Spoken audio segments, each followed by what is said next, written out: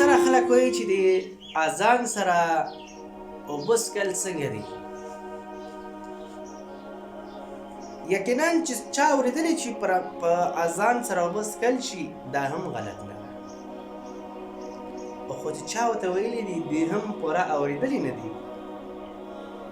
د نبي علیه صلات وسلام په وخت کې دوه مؤذن وو. د نبي علیه صلات وسلام دوه کسان وو، یو حضرت بلال رضی الله تعالی عنه چې نبی علیه صلات وسلام په دور کې په هغه حضره کې به هغه مؤذن و، هغه به اذان وو.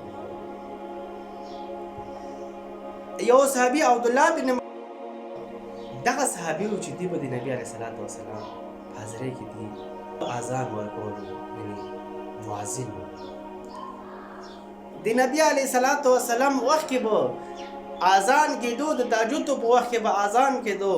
چې کله به خلک را اذان د تهجد وشو، تهجد نه مخکې به هغې پاڅېدو، اوبه به یې وڅښلې، بیا به هغې دا ویلو چې زه په تهجد کې ودرېږم، ما ته د سهار لمونځه پورې بیا ټایم نه وي چې زه اوبه وڅښم. هغه اذان به کېدو، د تهجد کېدو. اوس هم داسې علاقې شته د تهجد اذان پکې کېږي. هغه اذان مراد د سبا اذانونه نه ده، د سهار اذان چې کېږي دا نه ده. عموما موږ او تاسو وګورو، نقشې هم وګورو، علماو سره هم کینو چې د سهار اذان کېږي، هغه چې کله د سهار داخل شي بیا هم 10 منټه 15 منټه 15 منټه بعد کې اذان کېږي. که دا د سهار اذان سره به وڅښلې د ستا روژه لاړله، ولې سبا 15 منټه 10 منټه مخکې داخل شوه ده، هغې نه بعد اذان وشو، تا چې اوبه وڅښلې نو تا روژه خرابه کړه، روژه دې ماته شوه، روژه دې نه کېږي، د روژې اجر ثواب ته نه کېږي.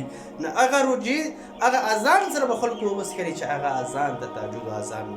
دا مسله ډېره اهم مسله ده او ډېرو ځایونو کې دا خلک کوي چې مونږ د اذان ټایم کې اوبه څښو. هغه اذان نه مراد دغه اذان و. په مسلې او په خبره باندې علماو سره کښېني، انسان د مسلې باندې ځان پوه کړي چې دا څه مسله ده. نو مونږ او تاسو انشاءالله دا مسله خپله هم په دې باندې عمل وکړئ او نورو دپاره هم دا مسله ورسوئ، او چې هغې هم دغسې په دې خبره باندې چې هغې هم پوره عمل وکړي چې آیا د اذان مراد کوم و او اوس اذان کوم مراد ده. هغه اذان د تهجد مراد و، اوس اذان تهجد نه کېږي، سهار اذان